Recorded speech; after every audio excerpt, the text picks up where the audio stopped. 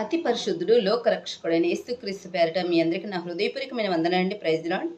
ఈరోజు మనం ధ్యానం చేసుకునే వాక్యం ఏంటంటే, కుటుంబాన్ని నిలబెట్టడంలో స్త్రీ పాత్ర. కుటుంబంలో స్త్రీ పాత్ర మరచిన ఘటం, కుటుంబాన్ని మరి పాడైపోయిన గృహం ఈరోజు మనం తెలుసుకుందండి. అయితే మనం దేవుడు స్త్రీని ఎంత స్పెషల్గా చేశాడో తెలుసుకునే ముందు అపోస్తలుడైన పౌలు గారు తిమోతి గారికి రాస్తూ ఒక చక్కని మాట స్త్రీ గురించి తెలియజేశారు. చూడండి, మరి మొదటి తిమోతికి రాసిన పత్రిక 5వ అధ్యాయము 14 చూడండి. కాబట్టి యవ్వన స్త్రీలు వివాహం చేసుకొని పిల్లలను కని గృహ పరిపాలన జరిగించుచు నిందించుటకు విరోధికి అవకాశం ఇవ్వకుండవలని కోరుచున్నాను. అంటే గృహ పరిపాలన అంటే ఏంటండి? ఒక రాజు ఒక రాజ్యాన్ని పరిపాలన చేస్తాడు. అలాగే మరి స్త్రీ కుటుంబం మీద పరిపాలన ఒక అధికారిగా ఉంచాడు దేవుడు. పురుషుని కాదు, స్త్రీని ఒక అధికారిగా ఉంచాడు. మరి ఏ అధికారం అండి? మనం చదువుకుంటే స్త్రీని సాటి అయిన సహకారి. ఏ సాటి అయిన సహకారి అండి? బట్టలు ఉతకడానికి, ఇంట్లో పనులు చేయడానికి, వీటికేనా? కాదండి. తన కుటుంబాన్ని దేవుని వైపు నడిపించే విధానంలో సాటైన సహకారిగా ఉండాలి స్త్రీ. తన భర్తను మంచి మార్గంలో నడిపించుకోవాలి, తన పిల్లల్ని మంచి మార్గంలో నడిపించుకోవాలి. ఈరోజు స్త్రీ అది మరచింది. స్త్రీ అది మరచిపోయింది. గృహాన్ని పాడు చేసుకుని, ఇంటిని పాడు చేసుకుని, కుటుంబాన్ని పాడు చేస్తుంది, తన జీవితాన్ని పతనం చేసుకుంటుంది. దేవుడు స్త్రీని ఎంత అద్భుతంగా నిర్మించారో తెలుసా? ఎంత స్పెషల్గా చూసారో తెలుసా?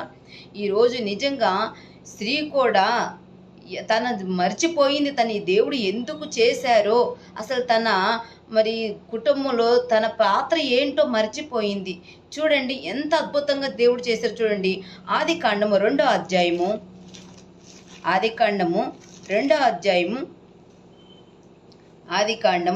అధ్యాయము 7 చూడతాం.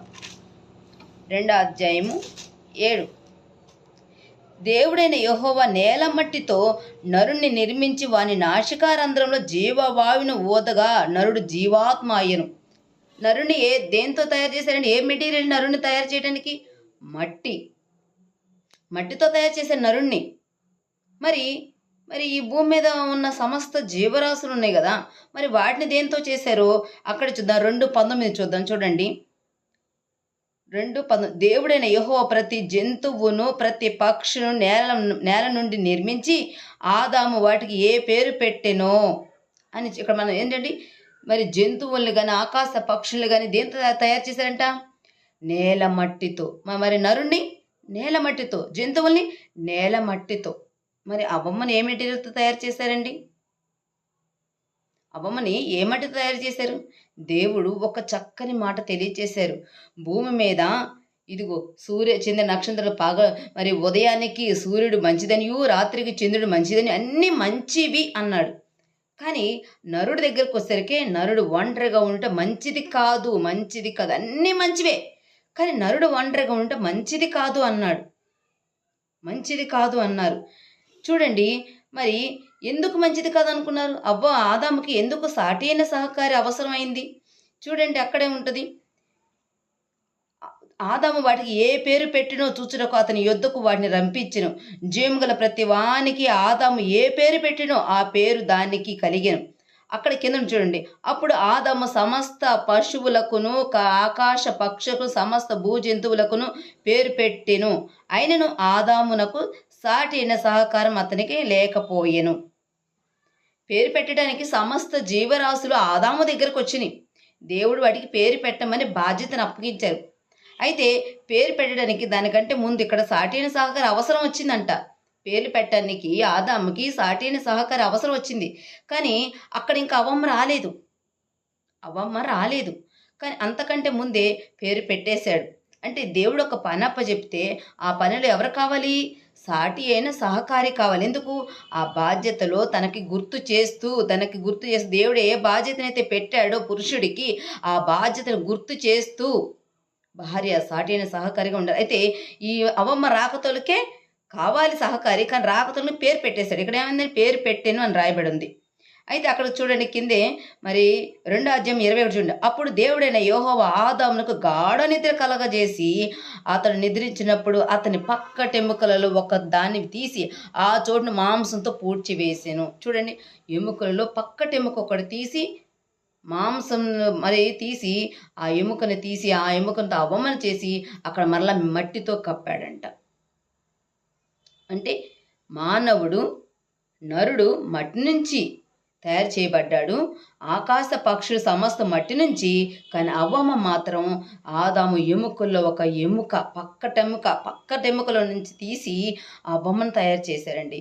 చూడండి, సమస్తము ఫస్ట్ నిర్మించాడు, లాస్ట్లోనే ఆ బొమ్మను చేశాడు. అదేంటి, మొదటే చేయొచ్చు కదా, కానీ లేదు, ఏదో స్పెషల్ ఉంది ఆ బొమ్మను లాస్ట్లో చేయటానికి. అంత చేశాడు, అంత మంచిగా అనిపించింది. మరి ఇక్కడికి పేరు పెట్టే విధానంలో ఆదాముకి ఒక ఆలోచన వచ్చింది. ఎందుకు, భూమి మీద అన్ని రెండేసి జంతువులు తన దగ్గరకు రావటం మొదలుపెట్టినాయి. ఇక్కడ నేను మొన్న ఈ మధ్య ఒక యూట్యూబ్లో ఒకటి నేను చూశాండి. ఆర్ మూర్తి గారని, ఈ తెలంగాణలో ఫేమస్ ఆయన. ఎర్రజెండి నీళ్ళని అని పాట ఉంటుంది. అయితే ఆయన ఇంటర్వ్యూ నేను ఒకటి చూశానండి. ఆయనకి 60 సంవత్సరాలకి ఎబోనే ఉంటాయి, కానీ పెళ్లి చేసుకోలేదు. అయితే ఆయన బాగా సంపాదించి ఒక ఇల్లు కట్టుకొని ఆ ఇంటి మీద ప్రశాంతంగా సాయంత్రం వేళ కూర్చున్నప్పుడు అన్ని రెండేసి ఆకాశ పక్షులేంటి జంతువులు రెండేసి వారి గృహంలో, అంటే వాళ్ళు ఏదైతే ఉందో ఆ ఇంట్లోకి వెళ్ళటం మొదలుపెట్టినాయి. అప్పుడు ఆలోచనలు పెట్టిండు, అసలు సమస్త జీవరాశులు అన్నీ రెండేసి ఉన్నాయే, అరే నేనెందుకు ఇంకా పెళ్లి చేసుకోలేదు అని ఆలోచన వచ్చిందంట నారాయణమూర్తి గారికి. ఆలోచన వచ్చిందంట. అప్పటికే ఆయన వయసు అయిపోయింది. ఆయన మరి ప్రజలకు ఒక సమాచారం అందించాడు. ఏంటంటే, ఓ యవ్వన స్త్రీలారా, యవ్వన పురుషులారా, ఒక వయసు ఉండగానే మీరు వివాహం చేసుకోండి, పెళ్ళిళ్ళు చేసుకోండి, బిడ్డల్ని కనండి, మంచిగా బ్రతకండి, ఒక గృహం కట్టుకోండి అని చెప్పారు. అంటే తనకు ఆలోచన వచ్చినట్టుగా ఆదాము కూడా ఇదిగో అన్ని రెండేసి జంతువులు తన దగ్గరకు రావటం, వాడి పేర్లు పెట్టడం, ఇవన్నీ అయిపోయిన తర్వాత ఆదాము ఆలోచనలు పడ్డాడు. అన్నిటికీ రెండేసి ఉన్నాయి, మరి నేను మాత్రమే ఒంటరిగా ఉన్నాను అని ఆలోచించినప్పుడు ఇదిగో ఈ ఆలోచనలో పడిపోతాడు. ఒంటరిగా ఉన్నప్పుడు ఆలోచనలో పడిపోతున్నాడు, నా ఆలోచనల నుంచి డైవర్ట్ అయిపోతాడేమో అని సాటి అయిన సహకారిగా అప్పుడు అవ్వమ్మను మొదలుపెట్టాడు. అవ్వమ్మ బాధ్యత ఏం తెలిసిగా అక్కడ ఆదాము గుర్తు చేయాలి. ఏమని, దేవుడిని నిర్మించాడు ఆయన పనుల విషయమై అని ఎప్పటికప్పుడు ఆ అవ్వమ్మ ఏం చేయాలి, గుర్తు చేస్తూ ఉండాలి. అయితే గుర్తు చేస్తూ ఉండాలి. భూమి మీద అన్నీ మంచివే, ఆదాము ఒంటరిగా ఉండట మంచిది కాదు. అక్కడ మనం చూద్దాం, సాటి అయిన సహకారి అని చెప్పాం కదా. ఒకవేళ పురుషుడు లోకంలో పడిపోతే స్త్రీ ఏం చేయాలి, యజమానురాలు ఏం చేయాలి, సాటి అయిన తన భార్య ఏం చేయాలంటే, మరి లోకంలో ఉన్న తన భర్తను వాక్యము ద్వారా, ప్రార్థన ద్వారా, ఆమె ప్రవర్తన బట్టి లోకంలో ఉన్న భర్తను తన వైపుకి మార్చుకోవాలి, తన వైపు తిప్పుకోవాలి, దేవుని వైపు తిప్పాలి. అలాంటిది భర్తని లోకంలో వెతికే పనిలో ఈమె లోకంలో పడిపోతుంది. లోకాశలు, లోక సుఖంభోగాల కోసం ఆమె పరిగెడుతుంది. మరిచింది భర్తను, మరిచింది కుటుంబాన్ని, మరిచింది బిడ్డలను, మరిచింది. ఈ మధ్య రీల్ చూస్తున్నాం మనం. ఎంత దీనస్థితికి, ఎంత దౌర్భాగ్యమైన స్థితికి స్త్రీ దిగజారిపోయిందంటే, ఫ్యాషన్ పెరుగుతున్న కొందికి బట్టలు కరువైపోయినాయి. కానీ పురుషుడికి మాత్రం ఇలానే ఉండాలని ఒక పద్ధతి ఉంది. వాళ్ళు ఎంత ఫ్యాషన్ పెరిగినా వాళ్ళు ఒక పద్ధతిలో పెరిగారు. అదేమంటే ఫ్యాషన్, ఎంత ఒళ్ళు కనిపిస్తే అంత ఫ్యాషన్, ఎంత ఒళ్ళు కనిపిస్తే నిజంగా ఎంత సిగ్గుచేటు. నువ్వు నీ యజమానునికి శిరసై ఉన్నాడు, నీకు అలంకరణ. అతనికి నువ్వు లోబడాలి, లోకానికి కాదు, అతనికి లోబడాలి. ఒకప్పుడు మందిరానికి వచ్చే స్త్రీలు ఇంటి దగ్గర ఉన్నప్పుడు కూడా మనం చూస్తూ ఉంటాం. ఇప్పుడు తల్లులను చూస్తుంటాం మనం. తల్లి ఊడిస్తే పిల్ల కూడా ఊడుస్తుంది. మరి తల్లి చున్నీ వేసుకుంటే పిల్లలు కూడా టవల్ వేసుకోవటం, చర్చికి ఇట్లా ముసుగులు వేసుకుంటే పిల్లలు కూడా టవల్ వేసుకొని రావడం మనం చూస్తున్నాం. ఇప్పుడు ఈ దరిద్రం చర్చిలో కూడా మొదలైంది. చర్చిలో జీన్స్ ప్యాంట్లు, టీ షర్ట్లు వేసుకొని ఇట్లా చున్నీ ఇట్లా నెత్తి మీద క్లాత్ వేసుకోవడం కూడా మర్చిపోయారు. తల్లులు కూడా చెప్పడం మానేశారు. వాళ్ళు అలా వేస్తుంటే చూసి ఆనందపడుతున్నారే కానీ చర్చిలకు కూడా ఇట్లా చున్నీ వేసుకోవాలి నెత్తి మీద అని మరచారు. ఫ్యాషన్ పెరుగుతున్న కొద్దిగా దరిద్రంగా తయారైపోయింది. అయితే ప్రియమైన దేవుని వాళ్ళారా, తల్లి నువ్వేంటో అదే నీ పిల్లలకి నువ్వు మంచి జ్ఞానాన్ని నేర్పించాలి, దేవుని వైపు నడిపించాలి, నీ భర్తను మార్చుకోవాలి, నీకు ఒక కుటుంబాన్ని ఇచ్చారు, ఆ కుటుంబాన్ని పరలోక రాజ్యం వైపు నడిపించాలి. నువ్వు జ్ఞానంగల స్త్రీగా ఉండి నీ కుటుంబాన్ని దేవుని మీద, క్రీస్తు అనే బండ మీద నీ కుటుంబాన్ని కట్టుకోవాలి. అది మరిచావు. లోకం మీద పడిపోతున్నాం. లోకంలో ఒకళ్ళని చూసి ఒకళ్ళు చెడుగా ప్రవర్తిస్తున్నారు. భర్త ఉన్నప్పుడు ఒకలాగా, భర్త లేనప్పుడు ఒకలాగా చెడుగా ఆలోచన, తలంపుల, మనసుల మధ్యలో మీరు సతమతం అవుతున్నారు. కుటుంబం పతనమైపోతుంది. ఒక తల్లి రీల్స్ చేస్తూ కుమారుడు కింద పడిపోయింది కూడా చూడలేదు. యజమానుడు వచ్చి బిడ్డను పట్టించుకోకుండా నీ రీల్స్ అయిన అన్నందుకి వాళ్ళిద్దరి మధ్య ఘర్షణ మొదలయ్యి ఆ రీల్స్ చేసుకుంటూనే ముందు దాగి చచ్చిపోయింది. నిజంగా స్త్రీ ఇంత ఇంత డెలికేటెడ్గా ఎందుకు ఉందో మరి అర్థం కావట్లేదు. బలహీనమే ఏ విషయంలో బలహీనం. కుటుంబాన్ని కట్టుకునే దాంట్లోన, నడిపించుకునే విధానంలోనూ దేవుడు మన పిరిక ఆత్మను పొందుకోలేదు, ధైర్యమైన ఆత్మను మనం పొందుకున్నాం. అయితే ప్రియమైన దేవుని వారలారా, ఇర్మీయా గ్రంథము చూడండి 15వ అధ్యాయము. నిజంగా స్త్రీ ఎలా ఉండాలి? ఇర్మీయా గ్రంథము 15వ అధ్యాయము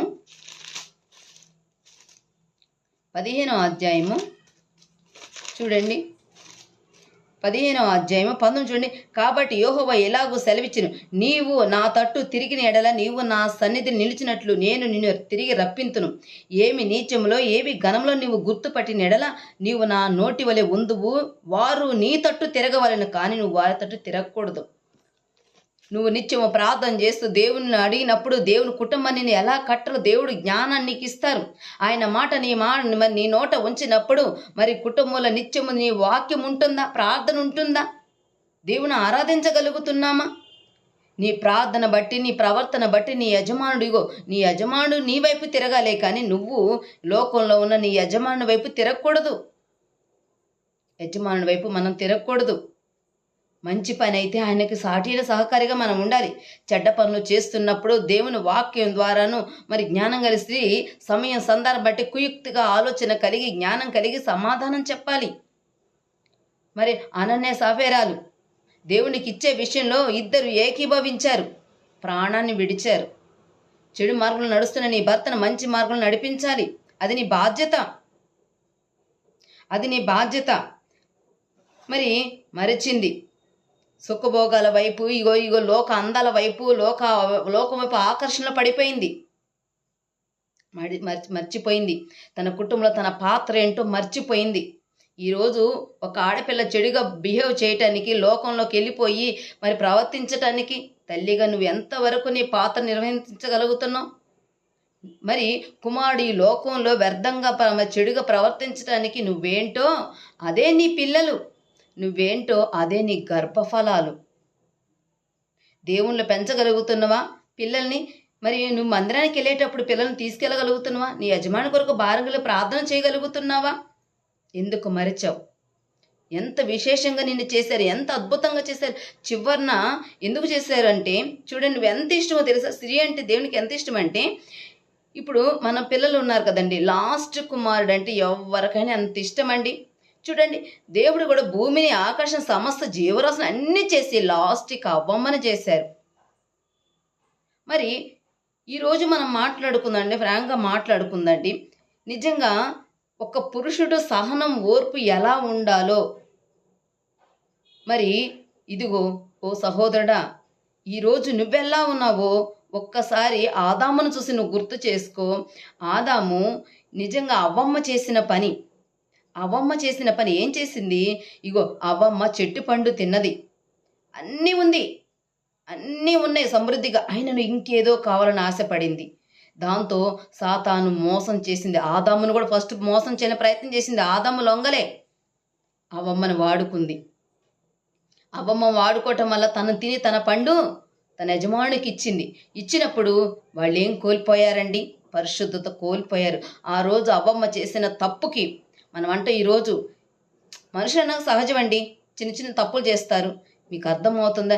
చిన్న తప్పే నీ కుటుంబాన్ని పతనం చేస్తుంది. చిన్న తప్పే నిన్ను నీ భర్తకు మనశ్శాంతి లేకుండా చేస్తుంది.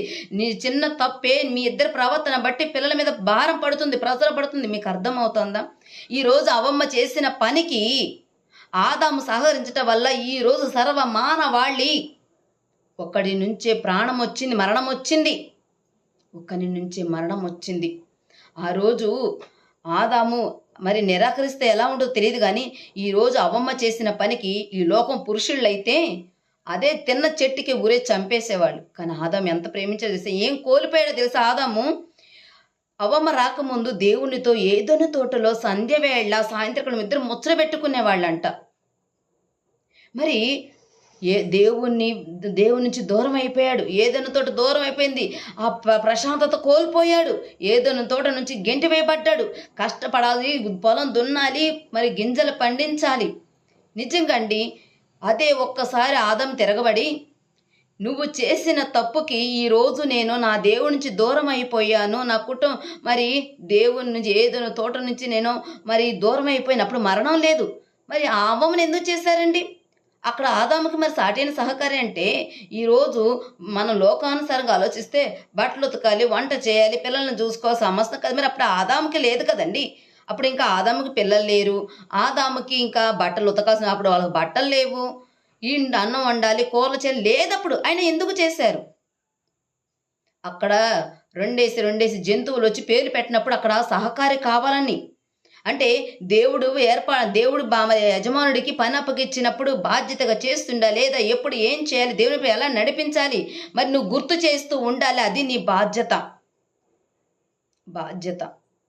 దేవుని వైపు నడిపించాలి, నీ పిల్లల్ని దేవుని వైపు నడిపించాలి, నీ కుటుంబాన్ని దేవుని వైపు నడిపించాలి. జ్ఞానం కలిసి తన కుటుంబాన్ని కట్టుకుంటుంది. 3 రాళ్ళు తన కుటుంబాన్ని పెరికి వేసుకుని తన ప్రవర్తన బట్టి. మరి అయినా సరే ఈ లోక మనుషులైతే చిన్న పొరబడి కూరలో ఉప్పు ఎక్కువైనా తక్కువైనా కొడతారు. కానీ ఆదాము అలా చేయలేదు. నిజంగా ఓ సహోదరుడు ఆలకించు, అవ్వమ్మ తప్పు చేసింది. అయినను ఆదాము ఆమెను ప్రేమించాడు. ఆదికాండము 4వ అధ్యాయం 1వ వచనంలో ఉంది, ఆదాము అవ్వమ్మను కూడగా గర్భం ధరించింది. అంటే వారి మధ్య ఎంత ప్రేమ ఉంది. ఆదాము ఎంతగా ప్రేమించిన తన భార్యను తప్పు చేసింది, అయినా ఏలెత్తి చూపించలేదు, అడగలేదు. అర్థం చేసుకున్నాడు. దేవుడి జ్ఞానం కలిగి ఉన్నాడు, అర్థం చేసుకున్నాడు. వాళ్ళిద్దరి మధ్య ప్రేమ చిగురించింది. పిల్లలు కన్నారు. మరి ఈరోజు నీ భార్య చిన్న పొరపాట్లు అయితే క్షమించగల మనసు నీకుందా? నీ భార్య ఒక జ్ఞానం లేనిదని, మరి ఒకవేళ తెలియ మరి జ్ఞానం లేదని తను తెలియక చేసిన నువ్వు గ్రహించగలుగుతున్నావా? లేదా చిన్న విషయాలకే నీ కుటుంబాన్ని పతనం చేసుకుంటున్నావా? నీ భార్యని దూరం చేసుకుంటున్నావా? ఆదామును తీసుకోండి. మన బైబిల్లో పరిశుద్ధ గ్రంథములో నిజంగా ప్రతి వారిని మనకు ఒక సాదృశ్యంగా పెట్టారండి. ప్రతి వారి వాళ్ళ అనుభవాలు మనం నేర్చుకోవాలని. మరి ఆదాము ఈ లోక పురుషుడు ఎలా సహనంతో ఉండాలో ఆదామును చూడండి. మరి అబ్రహాము చూడండి ఎంత విశ్వాసం కలిగి ఉన్నాడో. ఆయన నోరు తెరిచి ఇదేని అడగలేదు, చెప్పలేదు, నిరాకరించలేదు. విశ్వాసులకు తండ్రి అయిపోయాడు. నోవాహు లోకంలో ఎంత పాపమునా తన పాపం చేయలేదండి. నిందారహితుడిగా ఉన్నాడు, నీతిమంతుడిగా ఉన్నాడు. యోబండి దేవుడు ఆస్వాదించిన కొలది కూడా మరి ఆయన తగ్గే ఉన్నాడే కానీ హెచ్చించుకోలేదు. తన బిడ్డల విషయమై కూడా ప్రతిరోజు బలర్పిస్తూ దేవుళ్ళు ఎదుగుతూ ఉన్నాడు. సమస్తము పోయినా తన భార్య దూషించినా కూడా తన మరి దేవుని యందు భయభక్తులు వదులుకోలేదండి. ప్రతి వారు మనకు సాదృశ్యంగా ఉన్నారండి. ప్రతి వారు జ్ఞానం కలిగి ఉన్నారండి. మరి ఎందుకు మనం గ్రహించలేకపోతున్నాం? ఇదిగో మనం ఒక చిన్న స్టోరీ చెప్తానండి.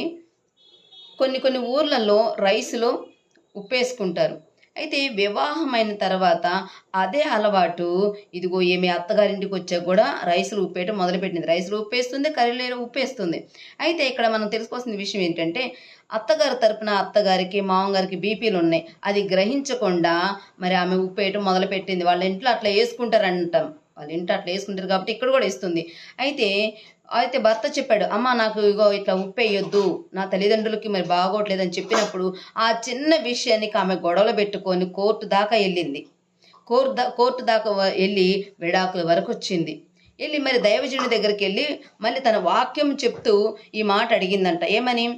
అయ్యా, పురుషుడు తన తల్లిని తన తండ్రిని విడిచిపెట్టి భార్యను హద్దుకోవాలన్నారు కదా, నా యజమాని దూరంగా రమ్మంటే రావట్లేదు, మేము విడికాపురం పెడదామంటే అని అన్నారంట. నిజంగా వాక్యం చెప్పి మరి ఆమె తల్లిదండ్రుల నుంచి మరి భర్త తల్లిదండ్రుల నుంచి విడిగా ఉండాలని కోరుకుంది. నిజంగా దేవుడు భర్తకే చెప్పారా?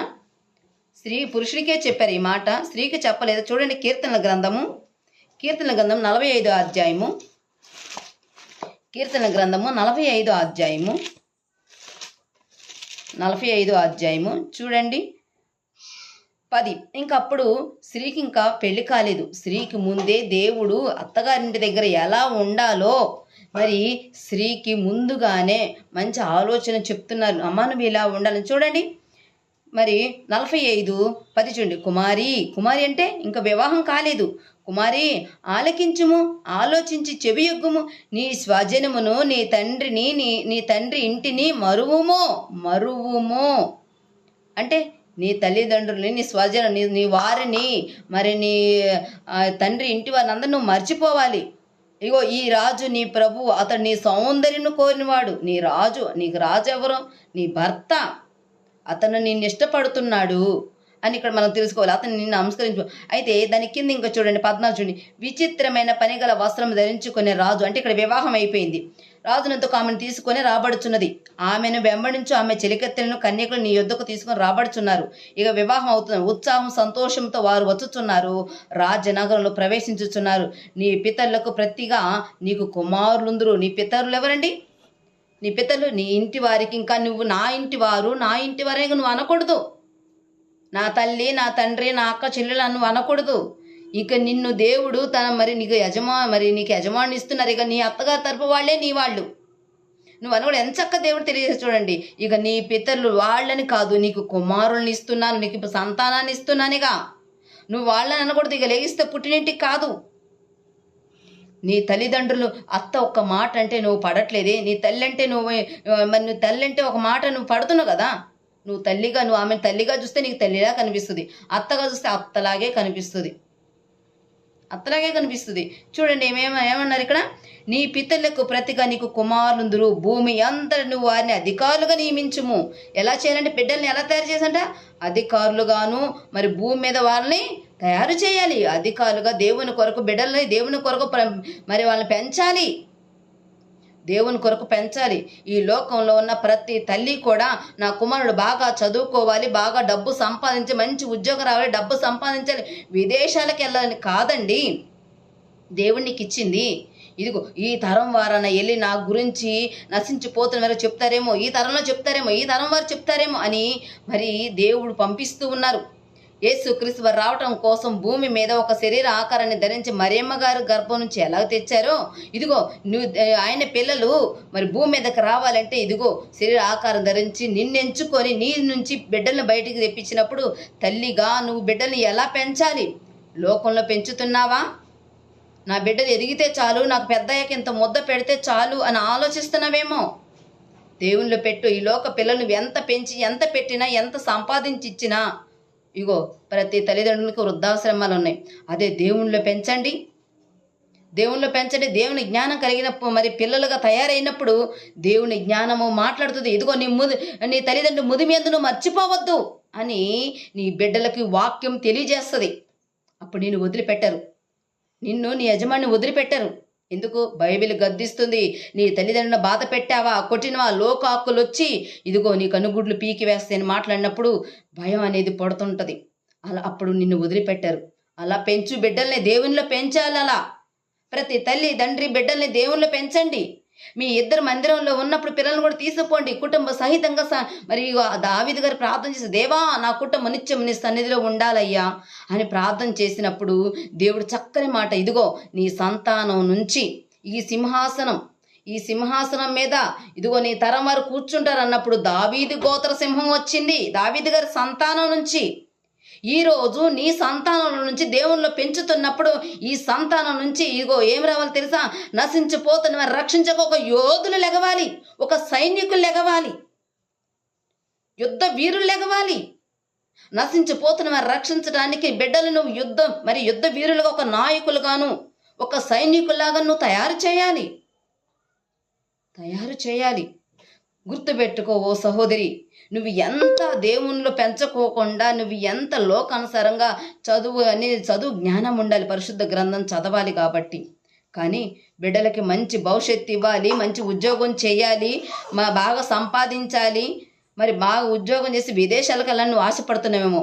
వాళ్ళు నువ్వు ఎంత సంపాదించి ఎంత వృద్ధి పొందుతున్న కొద్దికి వాళ్ళ నుంచి నువ్వు అంత దూరం అయిపోతావు. అదే దేవునిలో పెంచు. నశించిపోతున్న తన తరం వారిని రక్షించుటకు బిడ్డల్ని ఇదిగో దేవుని కొరకై వాడబడేలాగా పెంచు. హన్నా, దేవా నాకు ఒక కుమారుని ఇవ్వండి ప్రభా, ఇదిగో మీ పనికే నేను ఇస్తాను. సమూయేలు గారిని చిన్న ప్రాయంలో పాలు విడిచిన వెంటనే దేవుని సన్నిధిలో వదిలిపెట్టింది. గర్భంలో పడిన మొదలు నువ్వు దేవుని గురించి మాట్లాడాలి, దేవుని గురించి ధ్యానం చేయాలి, ప్రార్థన చేయాలి. నీ కడుపులో ఉన్న నీ బిడ్డ వింటది. బయటకు వచ్చిన మొదలు బిడ్డతో ముచ్చటించాలి, దేవుని గురించి మాట్లాడాలి, బిడ్డ చూస్తుండగా ప్రార్థన చేయాలి, కన్నీరు కార్చాలి. నిన్ను పట్టి నీ బిడ్డ నేర్చుకుంటుంది, మంచి మార్గంలో నడిపిస్తుంది. ఇదిగో నువ్వు భూమి వదిలిపెట్టేటప్పుడు కూడా లోకంలో ఎవరో ఒకరి చేతిలో నీ బిడ్డను పెట్టడం కాదు, దేవుని చేతిలో పెట్టినప్పుడు ప్రశాంతంగా మనం వెళ్ళిపోవచ్చండి. హల్లెలూయా, దేవుని నామమున మహిమ కలుగును గాక. మనం ఏం కోరుకుంటున్నామండి? ఈ లోక ఆస్తులు కాదు నువ్వు ఇచ్చేది. ఇదిగో ఈ ఆస్తి ఇవ్వండి, బిడ్డలకి ఆస్తి ఇవ్వండి. తప్పిపోరండి, పాప పనులు చేయరు, తప్పిపోరు, నిన్ను విడిచిపెట్టరు. తండ్రి యందు నమ్మకంగా ఆయన నశించిపోతున్న వారిని ఇదిగో తన సహోదరుని రక్షించుకుంటాడండి. అడగండి, దేవా నాకు బిడ్డల్ని ఇచ్చారు ప్రభా, నీ పనికై వాడబడేలా సహాయం చేయండి ప్రభా, వారి పట్ల మీ ప్రణాళిక ఏమైందో ప్రభా, మీ చిత్త ప్రకారం నడిపించండి ప్రభా, మీ చిత్త ప్రకారం వాడుకోండి ప్రభా. నశించిపోతున్న వారు రక్షిస్తుండగా ఈ కనులు చూడాలి, నా గర్భం ధన్యమవ్వాలి ప్రభా. ఈ భూమి నేను వదిలిపెట్టేటప్పుడు ఇదిగో ఈ లోకానుసార మనుషుల చేతిలో కాదుగా ప్రభా, నీ చేతిలో నిన్ను పెట్టాలయ్యా. నా బిడ్డని నీ చేతికి అప్పగిస్తున్నాను ప్రభా అని ప్రతి తల్లిదండ్రులు కన్నీటి ప్రార్థన, బిడ్డల కొరకు ప్రార్థన చేయాలండి. ఈ రోజు నువ్వు చేస్తున్న ప్రార్థన నీ బిడ్డకు ఆశీర్వాదం. తప్పు చేస్తుంటే గద్దిస్తే దేవుడు. ఈ లోకంలో చిన్నపిల్లలు ఎలా ఉన్నారు మనం చూస్తున్నాం కదండి. నేను ఒకటి విన్నానండి, చిన్న పిల్లాడు ఒక 5వ తరగతి చదివి 5, 6, 7 ఈ 3 తరగతి మగపిల్లలు 3వ తరగతి చదువుతున్న పాపని మరి వాళ్ళు పాడు చేసి తల మీద పెద్ద బండరాయి వేసి చంపి కాలంలో పడేశారంట. వాళ్ళకి అంత అవగాహన ఎక్కడి నుంచి వచ్చిందని ఏం చూస్తున్నారు? ఫోన్ చూస్తున్నారండి. ప్రపంచం ఉందండి, ప్రపంచం ఫోన్లో. నీ కుమారుడు ఏం చూస్తున్నాడు, నీ కుమార్తె ఏం చూస్తుంది గ్రహించాలండి. లోకంలో ఈరోజు పురుషులు ఎలా ఒక యవ్వనులు ఎలా తయారైపోయారండి. ఏమి నేర్పిస్తున్నామండి? నువ్వు చెప్పు, దేవుడి చేతికి అప్పగిస్తే దేవుడు చూస్తాడు. నువ్వు చెప్పినా మారట్లేదంటే నువ్వు సరిగ్గా దేవునిలో మొరపెట్టలేకపోతున్నావు, బిడ్డల కొరకు ప్రయాసపడలేకపోతున్నావు. నీ బాధ్యత. నువ్వు బిడ్డల కొరకు నేను ఇది వండుతున్నా, అది సంపాదిస్తున్నా, ఏం సంపాదిస్తున్నావు? దేవునిలో నడిపించకుండా నువ్వు ఎంత సంపాదించినా వ్యర్థం, సమస్తము వ్యర్థం. దేవుని స్త్రీని స్పెషల్గా నేను ఎంతగా ప్రేమిస్తున్నాడో తెలుసా? చివరి కుమారుడిని తల్లిదండ్రులు ఎంతగా ఇష్టపడతారో అలాగే ఇష్టపడ్డారండి దేవుడు. చూడండి, యాకోబు గారికి ఎంతమంది సంతానం అండి. అప్పటికి ఇంకా బెంజమిన్ గారు పుట్టలేదు. మరి యేసూపు గారు లాస్ట్ వాడు. అతనికి విచిత్రమైన కోటు స్పెషల్గా తయారు చేయించట. ఎవరికి ఇవ్వలేదు అంతమంది కొడుకుల కంటే. చివరి కొడుకయ్యా మరి యేసూపు గారికి విచిత్రమైన కోటు తయారు చేశారంట. అంటే ఎంతగా ప్రేమిస్తే ఆయనకు మనసుకు నచ్చినట్టుగా యేసేపు గారు ప్రవర్తిస్తున్నప్పుడు మరి మెచ్చుకొని మరి ఎంతగా ప్రేమించాడో. ఇక విచిత్రమైన కోటు. ఈరోజు స్త్రీని దేవుడు ఎంతగా ప్రేమించకపోతే అన్ని ముందు చేసి ఆఖరికి ఆదామును కూడా చేసి, మరి ఆదామును మట్టితో చేశారేమో, నిన్ను ఆదాము ఎముకల్లో ఒక ఎముకగా మరి నరు నుంచి నువ్వు తీయబడ్డవు నారి అని. అసలు ఎంత సృష్టి, ఎంత బాగా అన్నీ దేవుడు సృష్టించిన దాంట్లో స్పెషల్ ఏదన్నా ఉందంటే అది స్త్రీ మాత్రమేనండి. ఈరోజు అపోస్తులు ఉన్నారు 12 మంది శిష్యులు. వాళ్ళు సువార్తకి వెళ్తున్నప్పుడు వాళ్ళ భార్యలు అదేంటి కుటుంబాన్ని వదిలిపెట్టి బిడ్డలను వదిలిపెట్టి ఇష్టానుసారంగా పోతే ఎవరు పోషిస్తారని అడగలేదండి. భర్త ప్రవర్తన బట్టి స్త్రీ కూడా విశ్వాసంగా మారింది కాబట్టే, యజమానుడా నువ్వు వెళ్ళు, దేవుని పనికే వెళ్ళు, ఇగో కుటుంబాన్ని నేను చూసుకుంటాను, బిడ్డలు నేను చూసుకుంటా అన్నారే కానీ ఇదిగో నువ్వు వెళ్ళిపోతున్నావు, బిడ్డల్ని ఎవరు చూస్తారు, నేను ఎలా పోషించాలి అని అడగలేదండి. అందుకనే సువార్త సర్వలోకాన్ని సువార్త ప్రకటించడానికి అపోస్తులు వెళ్ళిపోయారండి. అదే స్త్రీ ఆటంకపరిచి ఉంటే, స్త్రీ మరి అతనికి అడ్డుగా ఆటంకంగా ఉంటే మరి వెళ్ళగలుగుతారా? చూడండి, ఎంతోమంది దైవజనులు ఉన్నారు, వారికి సాటిని సహకరిస్తే ప్రతిదీ ఎలా ఎప్పుడు ఏం చేయాలో అన్నది జ్ఞాపకం చేస్తుంటుందండి. స్త్రీ జ్ఞాపకం చేసుకుంటుంది. అలానే నువ్వు దేవునిలో ఉంటూ నీ కుటుంబాన్ని దేవుని వాక్యము ద్వారా నీ కుటుంబాన్ని కట్టాలి. క్రీస్తు అనే బండ మీద కట్టాలి, పునాది వేయాలి. క్రీస్తు అనే బండ మీద నువ్వు పునాది ఇసుక మీద వేస్తూ అంటే లోకం మీద నువ్వు వేస్తే సమస్యలు వస్తాయి. ఇదిగో లోక సుఖభోగాల పడితే నీ కుటుంబం పాతనం అయిపోతుంది. క్రీస్తు అనే బండ మీద వేసినప్పుడు, జ్ఞానం గల స్త్రీగా క్రీస్తు అనే బండ మీద నువ్వు పునాది వేసినప్పుడు సమస్యలు వచ్చినా, లోక ఆశలు, లోక తలంపులు ఏ వచ్చినా సరే వాక్యం ద్వారా వాటిని నువ్వు జయించగలుగుతావు. ఈరోజు లోకం చూస్తే, లోకంలో ఉన్న స్త్రీలను చూస్తే చాలా భయంకరంగా ఉన్నారు. వాళ్ళని బట్టి వారి పిల్లలు ఎందుకు? స్త్రీ చాలా విలువైనదండి, చాలా పవిత్రమైనగా దేవుడు సాటి అయిన సహకారి. పనులు చేసి పగలంతా నేను ఇంట్లో పనులు చేశాను, మీరు నన్ను పట్టించుకోండి కాదండి. ఆ రోజు ఒక్కరోజైనా నీ యజమాని కొరకు ప్రార్థన చేయగలుగుతున్నావా? నీ బిడ్డల కొరకు ప్రార్థన చేయగలుగుతున్నావా? రాగానే నీ భర్తకి సాటి అయిన సహకారిగా మంచిగా మాట్లాడి ప్రేమతో అతను మరి పలకరించుకొని నీ ప్రేమకు అతను తిరిగేలాగా చేయాలి. దయచేసి ప్రతి స్త్రీ కూడా తన బాధ్యత మర్చిపోతున్నారేమో. ప్రతి స్త్రీ కూడా మీ బాధ్యతను గుర్తు చేసుకోండి. మనల్ని ఎందుకు తయారు చేశారు? ఎందుకు ప్రతి పురుషుడికి సాటిన సహకారికి ఎందుకు ఇచ్చారు? నా బాధ్యత ఏంటి? ఈరోజు నా కుటుంబం పతనం అవ్వటానికి, నా బిడ్డలు చెడు మార్గం నడవటానికి, నా భర్త చెడు మార్గం లోకంలో నడవటానికి నేనే కారణమేమో అని నువ్వు సరి చేసుకొని మరి దేవుని అడుగు. దేవా, నాకు కుటుంబాన్ని ఇచ్చారు, మరి వాక్యము ద్వారా నా కుటుంబాన్ని పరలోక నా రాజ్యాన్ని నడిపించే జ్ఞానాన్ని నాకు ఇవ్వండి అని ప్రతి స్త్రీ కూడా అడగాలని కోరుకుంటూ ఈ వాక్యం దేవుడు దీవించి ఆశ్రయించబడును గాక. ఆమేన్. Praise the lord.